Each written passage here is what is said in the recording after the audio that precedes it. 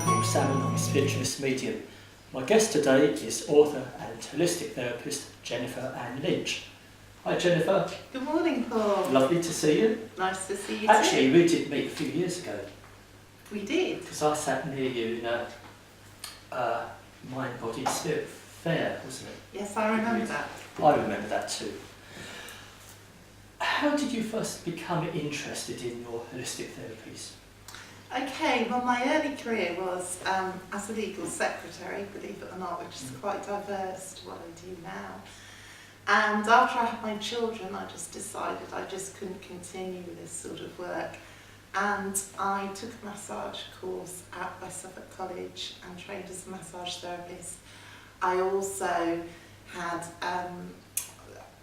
trained as a Reiki therapist.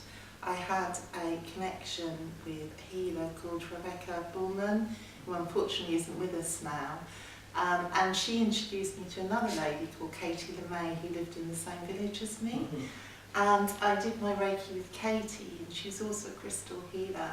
At the time, I'd had a head-on collision with a lorry, which was very unfortunate. But my whole energy system was just really messed up. And she actually, I'd say, she put me back together with Reiki sessions, and that's how I became interested in it all. Oh, one thing led to another. One thing led to And another. now, author.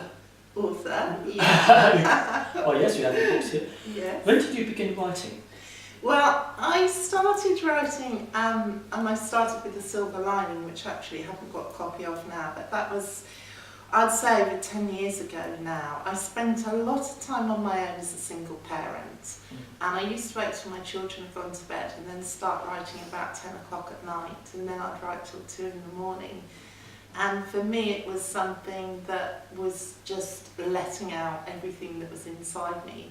I wanted to write about spirituality. I was very interested in angels then, but I didn't have that much connection with the mind, body, spirit world, apart from through Katie's meetups, which were once a month. So I wrote The Silver Lining mainly because it was a journey of positivity, and I wanted to share the fact that we can heal ourselves through our own positivity.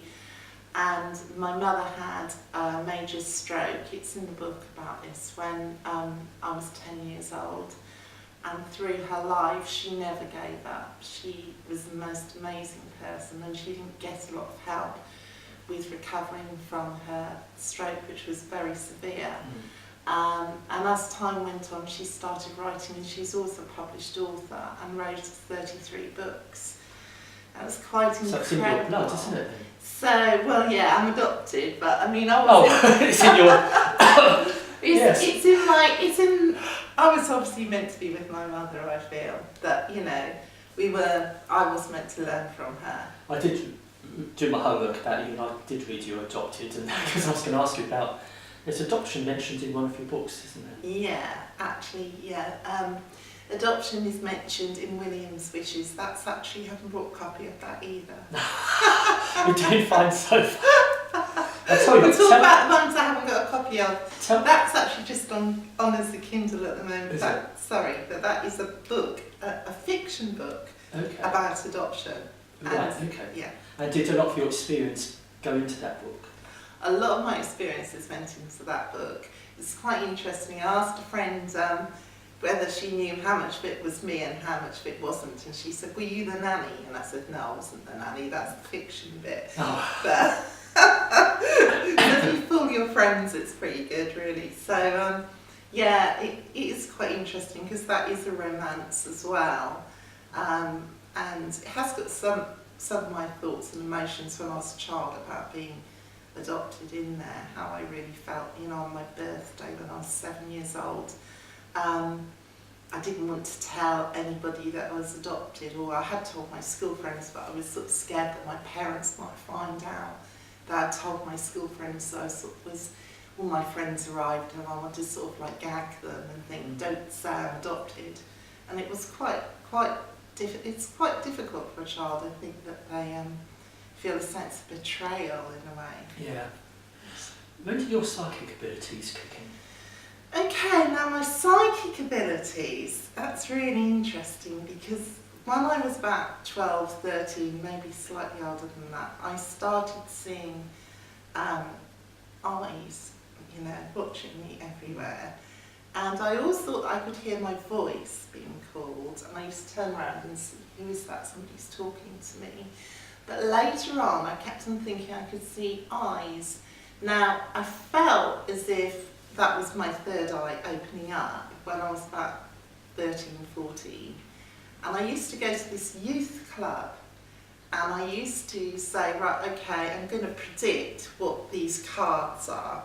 And I used to lay out these playing cards, and what I used to see was like the image of the card underneath, because obviously they're turned over, like hovering just above. And I actually used to say, oh yeah, that's the King of Diamonds, that's the Seven of whatever, and clubs. And I used to do sort of like readings with these playing cards for people, whether they wanted it or not. I used to insist on this is what I did. But before that, I used to think people were colours. When I was a young child, I used to think, oh, there's a green boy or there's a blue girl. And I used to think, well, why is a child a certain colour? And now I realise it was probably the aura colour predominantly coming through with that energy.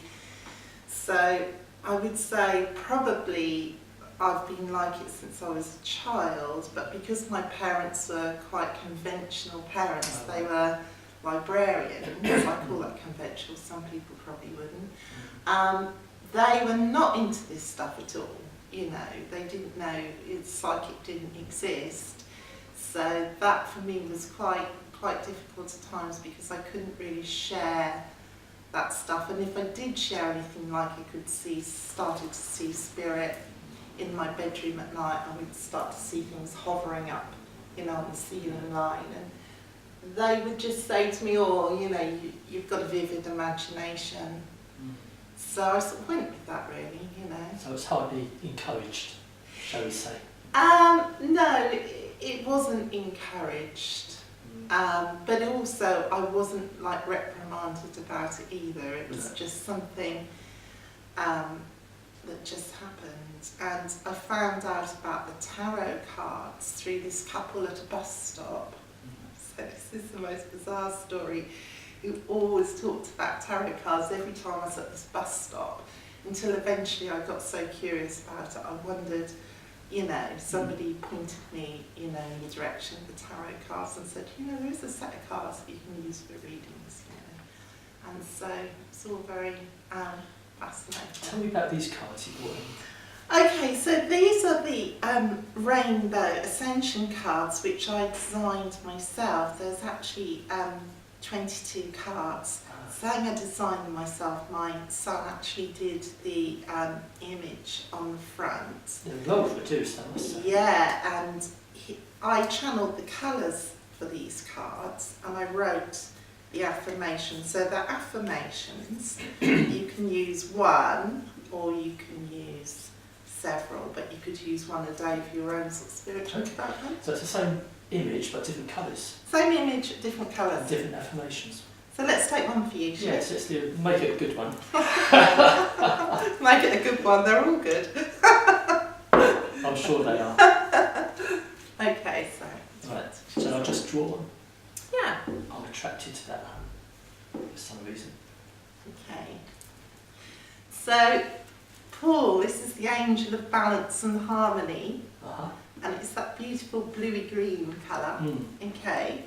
I create balance and harmony in my life for enjoyment and appreciation.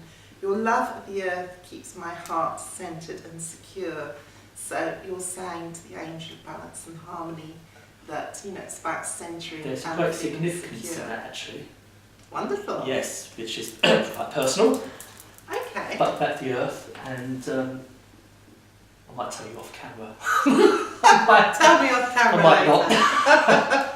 Oh, thanks for that. I'll Yeah. read that again in a moment. Yeah, we'll just leave that there. Now, let's get back to your books. Okay, So I want to hear about. We this hear your one. angels. We Okay. hear. I'm into denial about glasses, really, but we hear you, angels. Tell me about this one. Okay, So I've been connected with angels for quite a long time now. I used to see them in my house, and I used to try and draw them. And I wrote this book basically, I wanted to talk about my sister's journey a little bit, and also about my connection with angels. My sister died in 1987, and after that time I started seeing the light, so to speak. It sounds a bit religious, this, doesn't it? But I wasn't really aware of the light connection until she died, and I actually kept on seeing this column of light over her, you know, before when she was ill, and I realised that we could just link to that light. And in here, there's some things about the archangels, about light beings. Some of this book is channeled.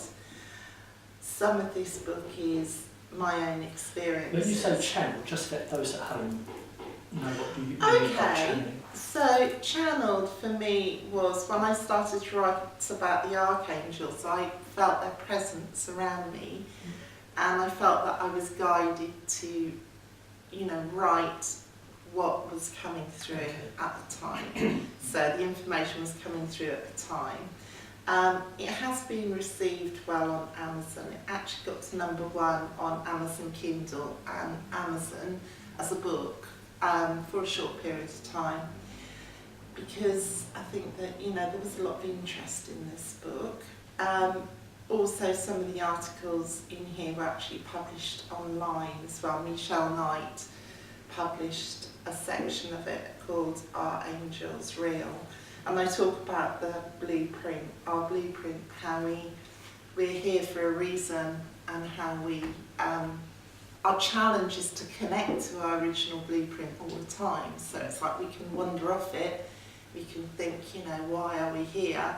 And then we get a lesson that will just bring us back to our path all the time. So I feel we've decided what we're here to do in this life before we come, but we get nudged by our guides and angels. Tell me about it. I've been nudged many times. To come back. Gone off the path a bit, Paul, haven't we? They tell me. Yeah. So we've got to find our way back. So we've got to find a way back, and the angels have actually come at this time to help us evolve. So they want us to evolve. I feel that our original energy is angelic. It's just that we sort of parted company with that side of us, and we've become too dense. So what they're trying to do is lift our vibration so that we can reconnect to our angelic selves again. Okay. And that's what I feel they're trying to do, because, you know, what's happening at the moment. Right. Before we disappear, let's just briefly talk about your other book here. Yeah.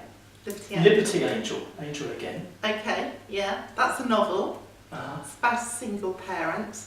That has also got some of my experiences written into the character. Not exactly, it's not me. It's about a woman called Gemma. She's very strong and she finds her spiritual path.